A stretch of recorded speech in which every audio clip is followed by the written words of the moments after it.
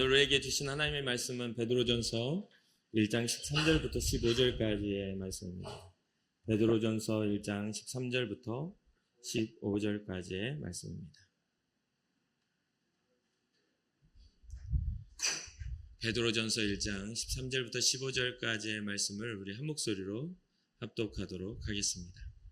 그러므로 너희 마음의 허리를 동이고 근신하여 예수 그리스도께서 나타나실 때에 너희에게 가져다 주실 은혜를 온전히 바랄지어다. 너희가 순종하는 자식처럼 전에 알지 못할 때에 따르던 너희 사욕을 본받지 말고 오직 너희를 부르신 거룩한 이처럼 너희도 모든 행실에 거룩한 자가 되라. 아멘.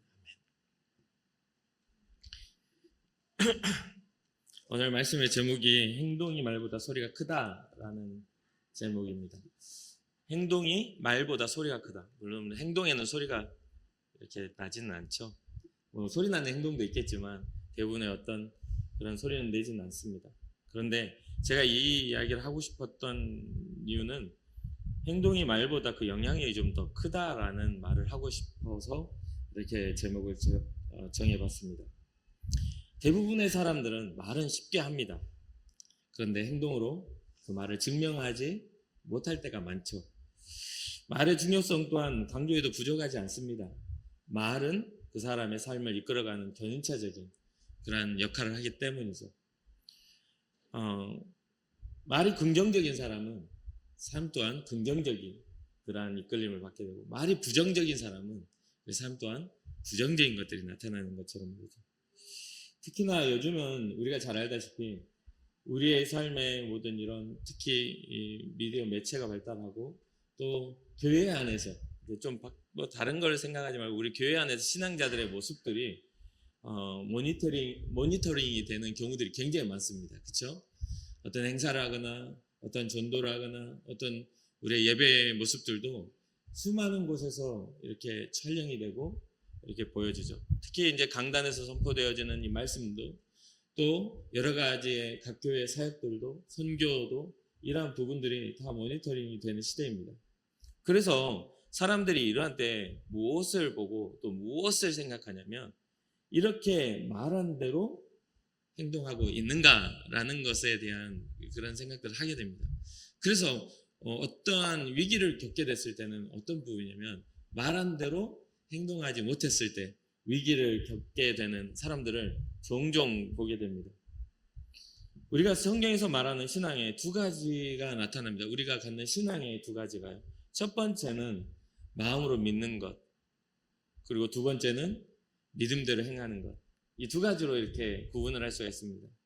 첫 번째 마음으로 믿는 것은 하나님과 나와 개인적인 관계 안에서의 신뢰의 회복입니다.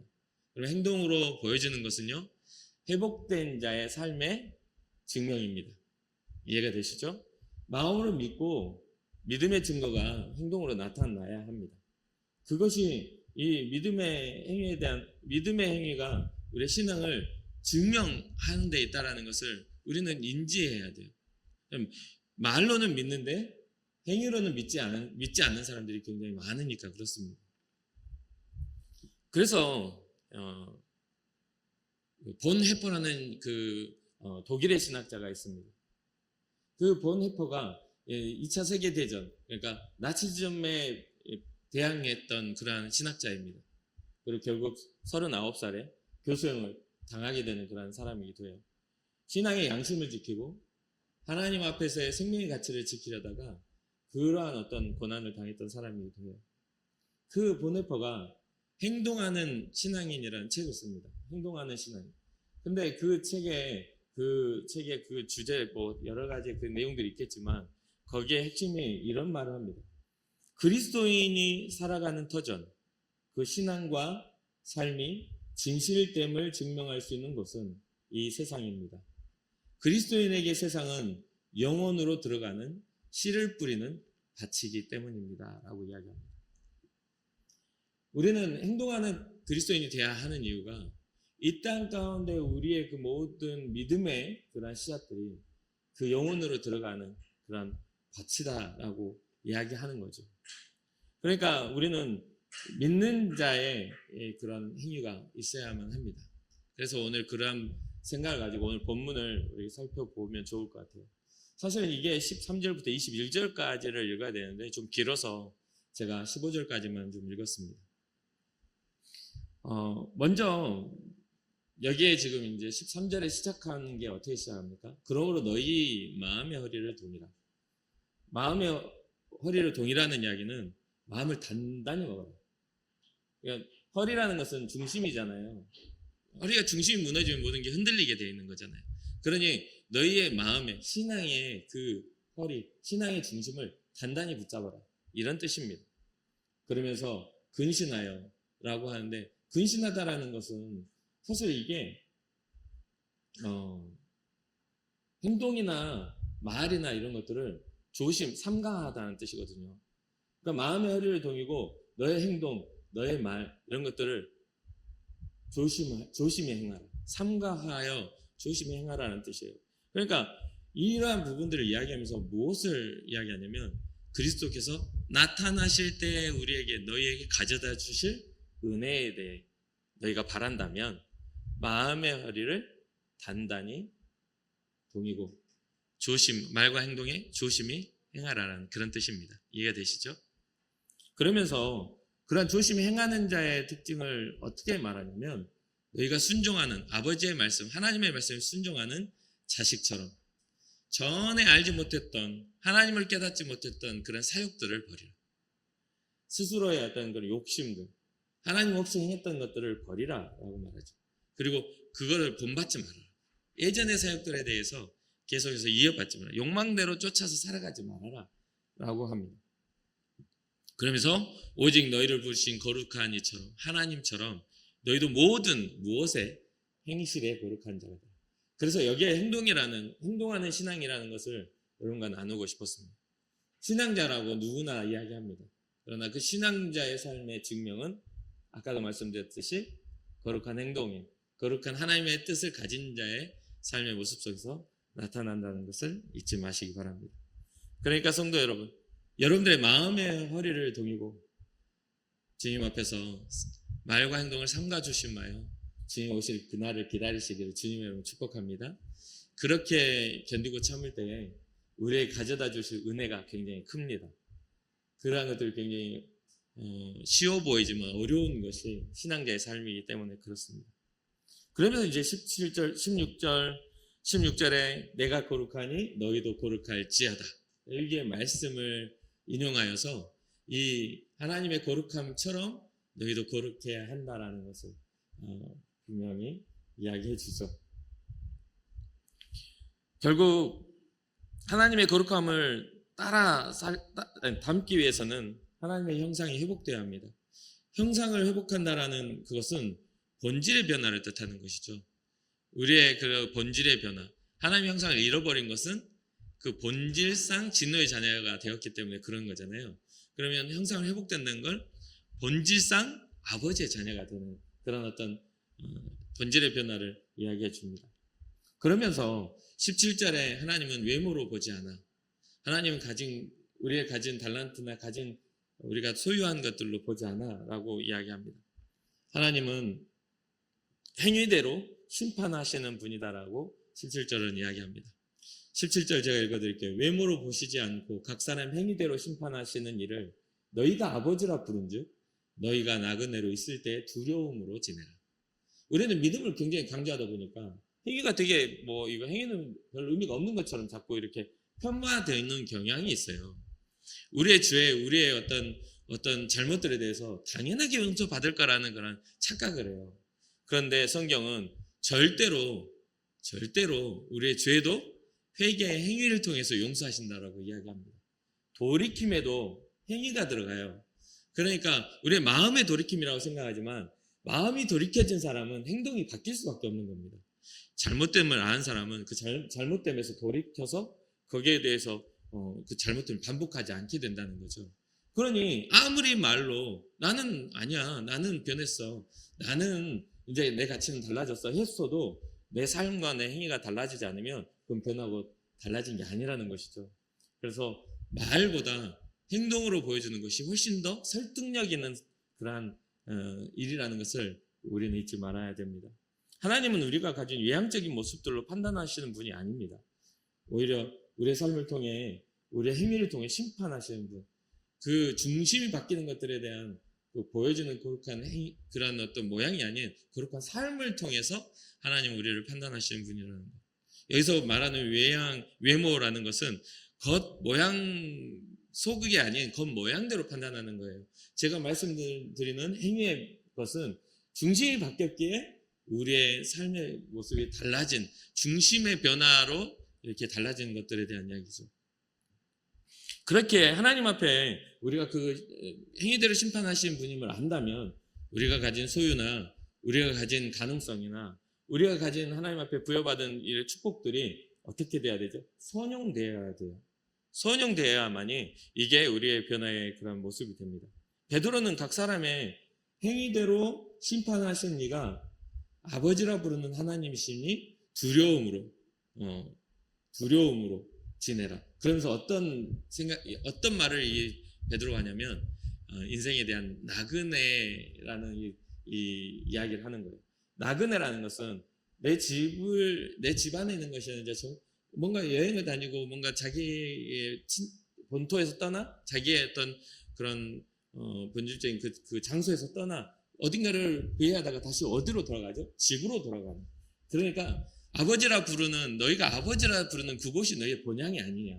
그러니까 이 땅을 살아가는 인생의 나그네 길을 다시 돌아갈 것으로 생각하고 살아라 이 말입니다. 이해가 되시죠? 그렇기 때문에 우리는 여기 이 땅에 살아가는 게 전부인 것처럼 사는 사람들이 아니에요. 여기는 우리에게 잠깐 아까 보네포가 말한 영생으로 들어가는 그곳을 향한 씨 뿌리는 밭이라고 생각하고 인생을 살아가야 한다는 것이죠. 그래서 결국에는 이제 그런 그 폭력과 2차 세계대전, 그러니까 나치즘에 대한 폭력과 잘못된 그런 어떤 것들에는 투쟁에 의해서 나중에는 보네포는 죽임을 거의 순교를 하게 되는 거단 말이죠. 그러한 것처럼 이 땅에 우리가 뿌려야 할 가치에 대한 어떤 깊은 고찰이 필요합니다. 이에 대해 사도 요한은 계시록을 통해 우리에게 마지막 때를 위한 교훈을 잘 가르쳐 주고 있습니다. 요한계시록 3장 1절과 2절을 보면 사대교회에 대한 이야기가 나와요. 사대교회의 서자에게 편지하라. 하나님의 7영과 7별을 가지신 이가 이르시되 내가 너의 행위를 아노니 네가 살았다 하는 이름은 가졌으나 죽은 자로다. 너는 일깨어 그 남은 바 죽게 된 것을 굳건하게 하라. 내 하나님 앞에 내 행위에 온전한 것을 찾지 못하였노니. 굳건하게 해야 되는 건 뭐예요? 하나님 앞에서 행위의 온전함이 사라진 사대교회예요. 너는 살았다 하는 이름은 가졌지만 사실은 죽은 자로만. 그러니까 여러분 우리가 이것에 대한 방금 베드로가 말한 두려움으로 지내라는 이것이 막 떨고 두렵고 막 이런 게 아니라 주님을 대면할 때에 대한 아버지를 다시 만날 때에 대한 너의 행위를 단정히 다시 한번 점검해 봐 라는 그런 모습이요. 믿는 자의 삶을 살고 있는지를 점검하라. 깨달아지십니까? 그러한 부분들에서 우리가 확인되어져야 돼요. 우리의 삶이 또 모니터링 돼야 되는 것이죠. 요한계시록 7교회 중에 5번째 교회로 언급되는 사대교회, 이 평가를 조금만 더 눈여겨볼 필요가 있습니다. 그 말은 뭐냐면 네 행위를 아노니 라고 이야기하시잖아요. 하나님은 우리의 행위를 알고 계세요. 우리의 중심을 알고 계시죠. 외모를 보시지 않고 중심을 감찰하시는 우리의 속사람을 아시는 이가 우리의 행위의 그 의미를 알고 계신다는 거예요. 네가 살았다 하는 이름은 가졌으나 죽은 자로다. 이거 굉장히 두려운 이야기 아니에요? 우리는 구원받은 자인 줄 알았는데 막상 뚜껑을 열어보니 우리는 하나님을 신뢰하지 않았던 사람이었던 것을 증명된다면 그 무서운 일이지 않습니까? 그러면서 살았다 하는 이름을 가졌으나 죽은 자의 그 모습이 내 행위에 온전한 것을 하나님이 찾지 못했기 때문에 그러한 평가를 받게 되는 것이죠. 두 번째, 조금 더 우리가 17절에서 조금 더 집중해서 볼 것은 나그네 삶입니다. 너희가 나그네로 있을 때 두려움으로 지내라 라는 거죠. 베드로는 성도의 삶을 나그네와 같이 비유합니다. 모세는 이스라엘 백성이 이집트에 있는 시간을 나그네로 표현해요. 그 나그네의 삶이 끝나는 지점을 하나님이 약속한 가나안 땅에 들어갈 때, 그때가 끝나는 지점이라고 봅니다. 우리도 지금 현재 이집트와 같은 이 땅의 삶을 살고 있고 우리의 삶이 광야와 같이 가나안을 향한 그런 행진을 하고 있는 그런 어떤 삶을 여정을 겪고 있는 그런 우리의 모습이지 않습니까? 육신의 일이 다 끝나면 결국 하나님의 나라가 기다리고 있어요. 우리에게 영원한 하나님의 약속했던 가나안이 기다리고 있다는 것이죠. 그러한 여정 속에서 이스라엘 백성이 40년 동안 그 방황하며 유리했던 그런 상황 속에서 그들의 반응들을 우리가 성경을 통해 보면 끊임없이 원망하고 끊임없이 배고파하고 끊임없이 불평하고 목말라하고 끊임없이 부족한 것들을 찾는 그러한 삶 속에서 그 불신앙이 드러나지 않습니까? 불신앙이 드러나잖아요. 40년 광야에 1세대가 들어가지 못하는 그런 과정들이 다 그러한 불평과 하나님을 향한 원망 때문에 그렇게 된 거잖아요. 본질적인 하나님의 사랑을 바라보지 못하고 자기 눈앞의 이익과 자기 눈앞에 보여지는 삶의 현실에서 신앙의 이유를 발견하려다 보니까 그 하나님에 대해서 인정하지 못하는 부분이 생겨났거든요. 그런데 약속된 그 땅 가나안을 향한 나그네와 같은 여정을 너희가 겪고 있다면 소망하라. 그리고 그 길을 향하여 걸어가라 말하고 있는 것이죠. 구원의 이름 예수 그리스도로 인해 하나님의 약속된 그 나라에 들어가기까지 모든 인생은 나그네와 같은 삶을 살게 됩니다. 베드로는 이때가 있으니 두려운 마음으로 살아가라고 권면하면서 히브리서 11장에 바울은 또 이렇게 말하죠. 히브리서는 누가 정확하게 적자가 누구냐가 분명하지 않은 서신이지 하지만 바울이라고 이야기하는 부분들이 있으니까요. 11장 13절과 14절 이 사람들은 다 믿음을 따라 죽었으며 약속을 받지 못하였을 때 그것들을 멀리서 보고 환영하며 또 땅에서는 외국인과 나그네임을 증언하였으니 그들이 이같이 말하는 것은 자기들이 본향 찾는 자임을 나타냅니다. 그럼 믿음의 사람들의 어떤 여정들은 꼭 여기에 살아가는 것이 꼭 그 본향 자기 집이 아닌 것처럼 살아갔다는 거예요. 그들의 눈에는 본향을 찾는 자, 하나님의 나라를 향하여 살아가는 자처럼 그들은 그들의 삶의 방향과 방식들이 보여졌다는 거예요. 믿음으로 보여졌다. 그러니까 믿음을 가진 우리는 본향을 향하여 가는 사람들임을 기억하고 이 땅에서의 삶을 그냥 외국인, 대한 외국인으로 하나님 나라의 시민권자니까 대한 외국인으로 우리 이중국적자로 좀 살아가다가 이제 우리가 진짜 돌아가야 할 그 본향에 우리가 가는 겁니다. 우리는 하나님 나라의 시민권자임을 믿으시기 바랍니다. 그리고 여기에서 보니까 이어서 뭐라고 하냐면 우리가 그러한 것에 본향을 찾는 자들을 나그네와 같이 산다면 우리가 살아왔던 삶의 방식들이 하나님 없는 방식들이 있단 말이에요. 그래서 18절 보니까 너희가 알거니와 너희 조상이 물려준 헛된 행실에서 대속함을 받은 것은 은이나 금같이 없어질 것으로 된 것이 아니다라고 이야기를 합니다. 뭐냐면 우리가 가지고 있는 지금 헛된 생활의 방식들이 있어요. 우리가 지금 이 세상 문화가 우리에게 말해주고 있는 그러한 모든 것들이 뭔가 물질주의적이다거나 또는 쾌락주의적이다거나 또 누군가에 비교하여 우리가 누리고 살아가야 할 어떤 이 땅에서의 그런 어떤 좋은 것들에 대한 것을 하게 하지만 사실 이 땅의 것들은 잠시 잠깐 우리가 대여하고 살다가 돌아가야 할 것이기 때문에 우리의 그런 본질적인 것들에 대해서 좀 보라는 이야기죠. 조상이 물려줬던 그러니까 죄의 기원 이 조상은 죄 쭉 올라가서 이 조상은 아담의 때까지 올라가요. 그래서 죄의 기원은 조상의 세대를 더 거슬러 올라가 아담에게 이르게 되는데 아담의 죄 이후에 가인의 살인과 또 수많은 죄가 또 수많은 폭력과 수많은 어떤 억압들이 이렇게 세상에 자리 잡게 돼요. 누군가의 힘이 있는 자가 생겨나고 다스리는 자와 다스림을 받는 자들의 이런 계층이 생겨나야 돼요. 그전에 모든 사람이 한결같이 하나님의 자녀로서 온전한 그러한 것을 누릴 수 있었을 텐데 이 죄로 인하여 사람들의 욕망이 하나님의 법보다 위로 올라오게 되는 거잖아요. 죄는 그거거든요.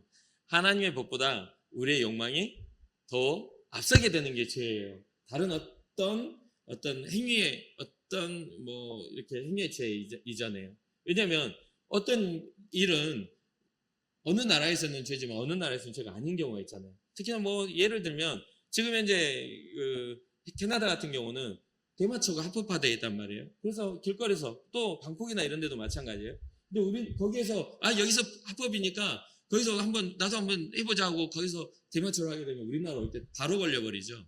우리나라에서는 불법이니까. 그러니까 뭐냐면 이런 어떤 그런 지금 현재 죄에 대한 것들은 어떤 도덕적이거나 관념적이거나 어떤 사회적인 것 이상의 성경이 말하는 데는 더 고차원적인 죄를 말하는데 하나님의 그 창조의 섭리보다 내 안에 있는 욕망이 앞서는 걸 죄라고 이야기한단 말이에요. 하나님의 창조 질서를 거스르는 것. 이해가 되시죠? 이게 죄의 기본이에요. 여기서부터. 그러니까 너희 조상이 물려준 헛된 뭐에서? 행실에서. 여기서도 죄의 모양이 어떻게 나와요? 행실로 나오잖아요. 행함이라는 게 굉장히 중요한 부분이라는 거예요. 그런 죄가 대물림되면 죄는 하나의 그런 사회적인 현상으로 자리 잡게 돼버리고 말아요.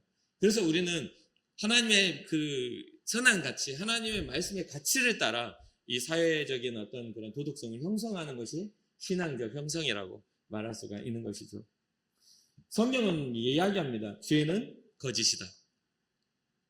거짓은 하나님의 창조와 주권을 거부하고 사람을 거룩하고 영화로운 하나님을 닮은 존재에 대한 것을 상실하게 만드는 게 죄다. 사람이 하나님을 닮은 거룩함을 상실하게 만든다는 거예요. 그러니까 너희가 알고 있었던 조상이 물려준 헛된 행실에서 너희는 용서를 받았어. 대속함을 받은 것은, 그러니까 우리의 힘으로는 그것이 해결되지 않아요. 용서는 내가 하는 게 아니라 하나님이 하시는 거니까. 그러니까 하나님이 대속해서 너희가 용서를 받은 것은, 여러분 잘 아세요. 교회 나와서 헌금을 하는 걸로 되는 게 아니에요. 교회는 헌금하러 오는 게 아니에요. 은이나 금 같은 없어질 것으로 된 것이 아니란다. 그러면서 19절에 이렇게 말하죠. 오직 흠없고 점없는 어린 양 같은 그리스도의 보배로운 피로 되었다. 주님의 은혜, 주님의 희생, 주님의 그 사랑으로 되었다. 그러니 사랑하는 성도 여러분, 여러분들이 뭔가 더 잘하고 뭔가 더 하나님 앞에 신앙적 훌륭한 어떤 결단을 내리지 않아도 주님의 이름을 부르는 순간 이미 자녀가 되었음을 믿으시기 바랍니다.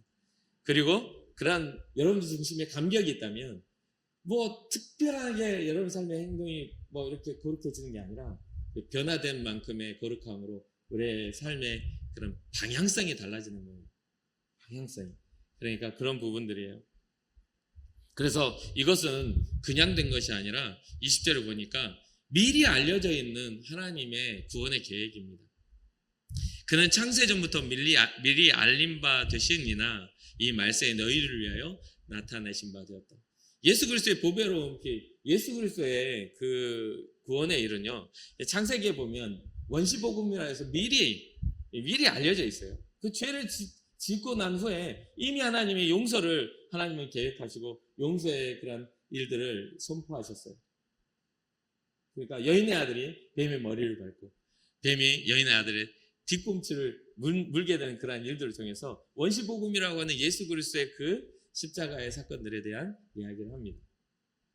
주님이 창세 후 아담의 범죄 이후로 바로 말이죠. 그러면서 거기에 또 가죽옷을 입혔다라고 하면서 어린 양을 상징하는 그러한 하나님의 그 생명의 대가 지불을 상징하는 것도 성경에 기록이 돼요. 그러니까 얼마나 하나님의 그 위대하심이 그 안에 나타나는지 몰라요. 그러면서 이 대속을 통해 우리는 하나님의 자녀를 부름을 받았고 하나님의 소유된 백성이 되었다라고 이야기합니다. 고린도전서 3장 23절을 보니까 참 좀 단순한 한 구절이지만 굉장히 감격을 주는 이 말씀의 한 구절이 있어요. 뭐냐면 너희는 그리스도의 것이요 그리스도는 하나님의 것이니라. 소유가 지금 어떻게 돼요? 내가 주님의 것입니다. 그리고 주님은 하나님의 본체이십니다. 하나님의 것입니다라는 것을 통해서 그리스도를 통해 하나님과 우리가 연합되어진 것에 대한 한 줄의 글귀가 나오는 겁니다. 얼마나 이게 감격스러운지. 여러분과 저는 주님의 것임을 믿으시기 바랍니다. 주님의 소유는 그 어떤 것도 빼앗아갈 수가 없어요. 주님이 나를 소유하시면 세상을 두려워할 필요가 없어요. 오히려 주님 앞에 부끄럽게 설까봐 약간의 긴장감과 두려움을 가지고, 이거는 어떤 공포의 두려움이 아니에요. 그런 거 혹시 경험해 보십니까? 정말 내가 좋아하고 사랑하는 사람에게 실망감을 줄까봐 떨리는 그런 마음이. 저는 그렇게 생각을 해요. 주님 앞에 딱 섰을 때 주님 앞에 제가 주님께 실망감을 줄까봐 굉장히 그런 두려움이 좀 있어요. 그래서 최선을 다해서 제게 주어진 시간과 제게 주어진 열정들을 사용하려고 애를 씁니다. 그러면서 주님의 확증을 힘입어 믿음과 소망을 하나님께 속하게 하라고 이야기를 합니다. 21절이에요. 너희는 그를 죽은 자 가운데서 살리시고 영광을 주신 하나님을 그리스도로 말미암아 믿는 자니 너희 믿음과 소망이 하나님께 있게 하셨느냐. 우리의 믿음과 소망이 어디에 있게 하셨다고요? 하나님께 있게 하셨다. 그건 어떠한 바탕에서 죽은 자 가운데서 하나님이 예수 그리스도를 죽은 자 가운데서 살리시고 영광을 주셨기에 그 그리스도로 예수 그리스도로 말미암아 우리는 믿음과 소망이 있는 거예요. 예수 그리스도로 말미암아 있는 거예요. 나 혼자 내 감정으로 내 기분으로 좋아지는 게 아니라 이 말이에요. 이해되시죠? 여러분들 신앙생활 하는데 혼자 만족하지 마세요. 그리고 절대로 조심해야 되는 거 여러분들 감정과 여러분들 생각이 주님의 뜻이라고 착각하지 마세요. 절대로 그러면 안 돼요. 진짜 주님의 뜻은 굉장히 광범위하고 굉장히 포용력이 있으며 굉장히 죄에 대해서 관대합니다. 우리의 감정이 내가 용납하지 않으면 잘못된 것처럼 판단하는 사람들이 있어요. 그것은 주의 뜻이 아니에요. 내 마음이죠. 그러니 좀 더 너그러워지시기를, 너그러운 마음으로 교회를 바라보고 너그러운 마음으로 여러분 스스로를 바라보고, 왜냐하면 하나님이 너그럽게 우리를 사랑하시기 때문에 그래요. 주님의 용서를 받은 우리는 굉장히 존귀한 자가 되었고 하나님 앞에 가치 있는 자가 되었어요. 그러니 여러분들의 삶에 혹시나 뭐 죄책감이나 여러분 삶에 뭔가 이렇게 스스로 막 무너지는 그런 마음이 있다면 조금 더 여러분 스스로에게 관대해져서 너그러워져서 하나님의 자녀로서 하나님의 형상으로서의 그러한 권세와 능력을 회복하시기를 주님 여러분 축복합니다. 우리 주님은 우리를 위해 다시 살아나셨습니다. 믿습니까? 그리고 하늘의 보좌에 앉으신 온 세상의 통치자이시기도 합니다. 모든 민족과 족속과 모든 왕들 중에 뛰어나신 그 예수 그리스도의 이름이 우리에게 구원의 이름이 되심을 믿으시기 바랍니다. 그분의 이름을 힘입어 우리는 주님 앞에 나아갑니다. 우리의 능력, 우리의 가치, 우리의 권리가 아닌 예수 그리스도의 능력, 예수 그리스도의 이름의 가치, 예수 그리스도의 그 대속하신 그 권리를 통해 십자가의 그 사망에서 승리하신, 부활하신 주님을 통해 우리는 주님 앞에 나아갈 수 있는 것이죠. 하나님은 재미있는 게 뭐냐면, 제가 이 말씀을 준비하면서 하나님도 하나님의 행함을 통해 우리에게 말씀하시는구나 라는 그런 생각을 하게 되었습니다. 하나님도 말뿐이 아니라 하나님도 스스로가 보여주시는 행위를 통해 우리에게 자신의 사랑을 증명하셨구나. 그렇다면 우리도 우리의 삶의 행위를 통해 거룩하신 그 하나님을 따라, 우리 아버지가 거룩하시니 우리를 거룩하게 살아간 삶을 따라 우리의 믿음을 증명해 보여드릴 수 있다라는 거죠. 자, 우리가 힘으로 할 수 없으니 주님 의지하시기 바랍니다. 성경은 우리에게 도우시는 성령님을 보내주신다고 하셨으니까 그 성령님을 의지하셔서 믿음으로 승리하시길 바라요. 끝으로 믿음으로 행하는 일은 하나님을 기쁘시게 하고 그분의 소원을 성취하게 합니다. 믿음으로 행할 때 주님의 소원이 성취돼요. 빌립보서 2장 13절 보니까 너희 안에서 행하시는 이는 하나님이시니 자기의 기쁘신 뜻을 위하여 너희에게 소원을 두고 행하게 하시나니 라고 기록해요. 하나님의 기뻐하시는 뜻을, 그 뜻을 위하여, 하나님이 자기의 기쁘신 뜻을 위하여 우리에게 소원을 품으셨다는 거예요. 그러니 사랑하는 성도 여러분, 하나님의 기대를 받은 우리의 행실을 단정하게 하고 거룩함을 따라 행할 수 있는 여러분과 제가 되기를 바랍니다. 어떤 이는 말로는 믿음이 있어 보이지만 삶으로는 믿음이 없는 사람을 보게 됩니다. 또 어떤 이는 말로는 믿음이 없어 보여요. 항상 저는 믿음이 부족해요. 나는 하나님 앞에 부끄러울 뿐이에요. 이렇게 이야기하지만 그 삶은 그 믿음을 지켜야 하고 몸부림치며 그 믿음을 증명하는 사람들을 보게 돼요. 그러니까 말로 그럴싸한 사람이 되는 것이 아니라 행위로 주님 앞에 나아가는 사람이 되어야 한다는 것이죠. 기도의 비유도 나오죠. 어떤 레위인은 서서 나는 저 죄인과 같이 되지 않고 나는 거룩하게 살고 11조를 드리고 막 하는데 그 죄인은 엎드려 뭐라고 해요? 주님, 저는 죄인입니다. 보잘것없는 존재입니다. 그런데 그 기도에서 하나님은 그 자기의 모습을 죄로서 회개하며 나아간 사람들에 대해서 인정하신 분이라는 걸 우리가 알고 있지 않습니까? 그러니 사랑하는 성도 여러분, 우리가 날마다 주님 보기까지 우리는 교만한 자가 되어서는 안 돼요. 날마다 겸손한 자가 돼서 주님의 영광 위에 살아가야 될 줄로 믿습니다. 여러분과 제가 어떠한 상태인가? 이것을 깨닫는 은혜가 있어야 됩니다. 말로 신앙을 하는 사람인가? 행위로, 행동으로, 결단으로 주님 앞에 나아가는 사람인가? 꼭 점검해 보시고 말보다 더 큰 소리를 내는 행위로서 하나님 앞에 여러분 우리의 삶을 증명할 수 있으면 좋겠다는 생각을 해봅니다. 결국 우리는 예수님을 의지할 수밖에 없죠. 삶 속에서 신앙과 믿음이 시험대에 오르게 된다면 그때가 바로 우리의 모습이 하나님을 향한 신뢰를 더욱더 견고하게 세우는 시간이 되어야 합니다. 때로 우리가 인생을 살다 보면 여러 가지 인생의 역풍을 맞게 되고 정말 세상의 악한 것과 만나게 되거든요. 그러한 때에 우리는 우리의 믿음의 증명이 일어나야 하는 것이죠. 그리고 말보다 더 큰 행동의 소리를 통해 주님께 우리의 믿음을 보여드릴 뿐만 아니라 우리를 바라보는 사람들에게도 우리의 신앙을 온전히 증명해 보일 수 있는 그런 우리의 모습이 되기를 주님의 이름으로 축복합니다. 여러분 아시죠?